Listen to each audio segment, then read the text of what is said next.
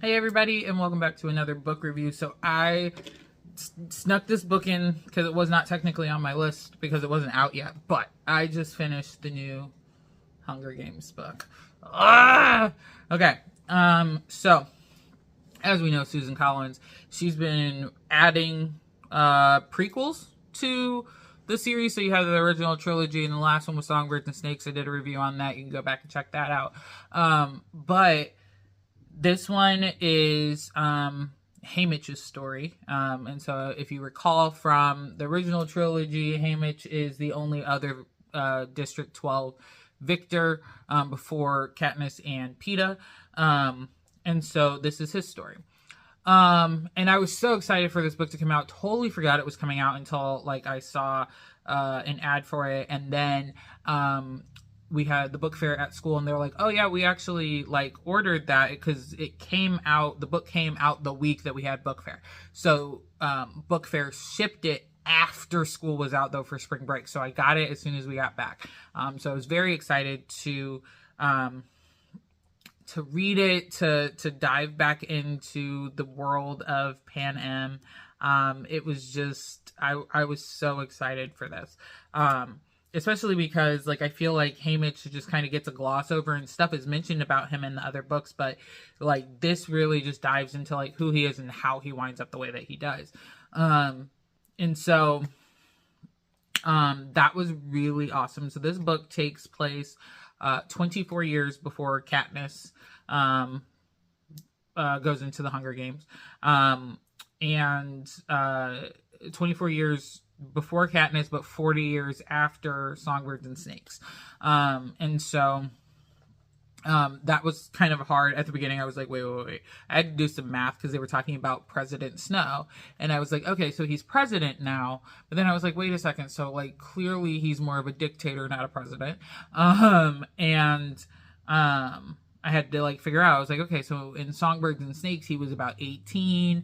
And then in this book, which this one is called Sunrise on the Reaping, in this book, he's about 58, which means that by the time we get to Katniss's Hunger Games, my dude is old. He's like 70 something. So like dude's been around for a minute. But in this story, Haymitch is about 16 or 17, and he, the whole story is about the process of him being reaped, and leading everything to why he is this drunk that we know in the first trilogy. But yeah, like overall, this was kind of like in comparison, because I feel like Songbirds and Snakes came out swinging, like just came out swinging left, right, just like it took everything you knew about Pan Am and the Hunger Games and just flipped it on its head and like made it like this bigger thing. And this one just really more or less solidified that Snow's a crazy person and gives you more of an understanding of why Haymitch is the way that he is. And that's about it. It's not, I did like it, especially as like part of, you know, the series, but it is definitely a meh book. It is a meh book for me. I'm kind of sad by that.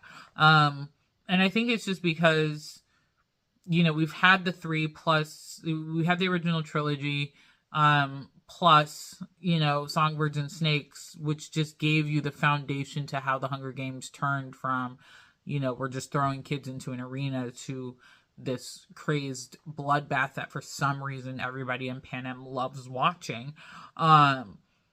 This is more of just regular Hunger Games, you know, more of kind of, it kind of falls in the same vein as the first book. Or even arguably the second book, actually. I would argue probably closer to the second book. And the second book was a meh book for me too. So, you know, like it just, I wanted it to ride the high of Songbirds and Snakes, and it didn't. It fell short for me, which made me sad. That said, I love Haymitch. I love him so much.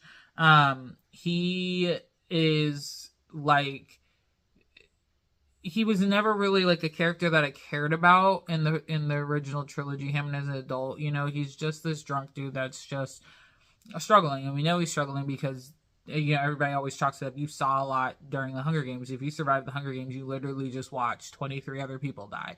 And in his case, because he's in the 50th, so he's in the second quarter quell, and so they decide to reap twice as many people. So for him, it's not just that he watched 23 other people die. He watched 47 other people. Actually, by the end of the story, it's more than 47, all because of this Hunger Games situation. And you learn about how he actually lost his family and, you know, everything that he loves and cares about, why he's such a drunk. He talks about why he's such a drunk. He talks about the drugs, how he even gets introduced to all of these things. You know, it's just, it all makes sense. It all makes sense. And it all works together. It was also really nice to see characters that we know from the first trilogy as, adults, as, you know, teenagers or early 20s people. So you meet Katniss's parents, you meet, and you understand that they were all the same age as Haymitch, or close to the same age. And so they were all friends, and they all kind of grew up together. And so it's very interesting, those dynamics and those relationships. You get to meet, Effie at a younger age, and we know Effie's kind of crazy and kooky, but like her at a younger age is, you get this kind of a little bit more sympathy for her, because she really is just a product of, you know, being raised in the society of not understanding her ignorance. And Effie has a sister, which I don't think was ever actually mentioned in the trilogy. If it was, I totally missed it. But Effie has a sister, so that was kind of cool to see how her family dynamic is, and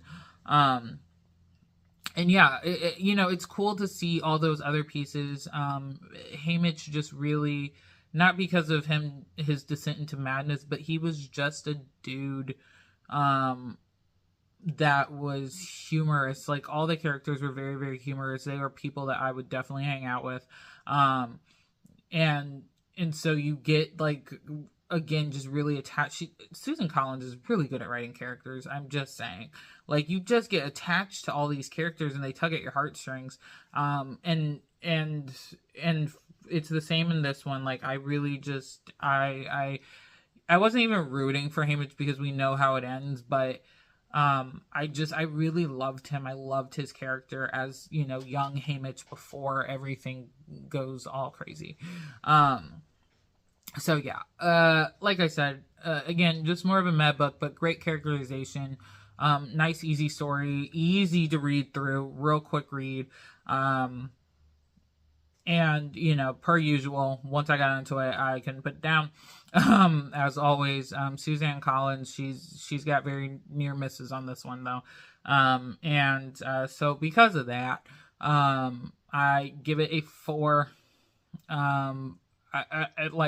At 3 this afternoon, when I was still reading, I was like, okay, it's kind of sitting at a 3.5 range, but it bumped up to a 4 by the end, for me, but it is not quite a 5. It's just not quite a 5.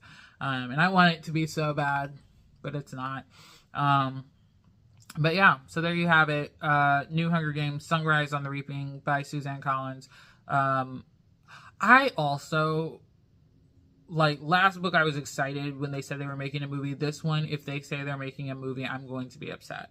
Because I'm sorry, I cannot think of a single human that can be Haymitch. I can't do it. I also cannot think of a single human who can replace President Snow, because the actor has passed. There's so many things that have changed about the overall trilogy, and the last movie sucked to me. Songbirds and Snakes just fell short for me real bad. I did not like Rachel Ziegler in it. Loved the music, though. I sing the songs all the time. which Suzanne Collins brought back all the songs. Love it. Also added some new songs. I'm excited to hear those. But outside of that, I'm like, I can't give you a cast. Like usually when I read a book, I can come up with at least one, maybe two people. I got nothing on this one. I got nothing.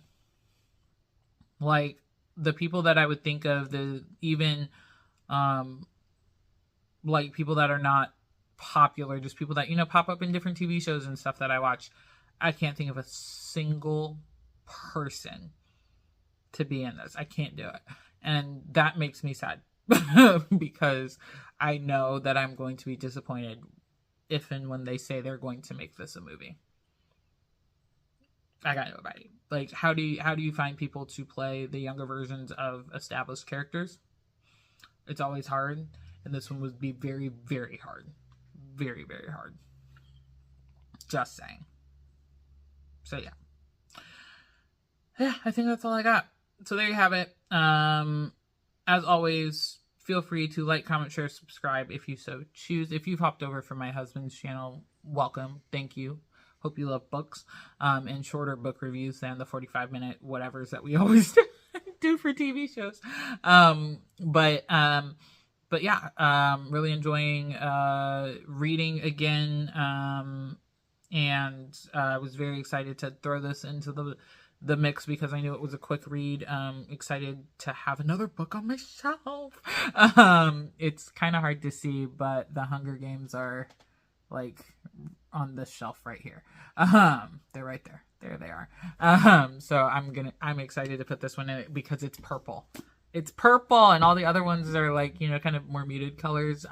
Songbirds and Snakes was a beautiful cover, but this purple is also very beautiful, so I'm excited for that.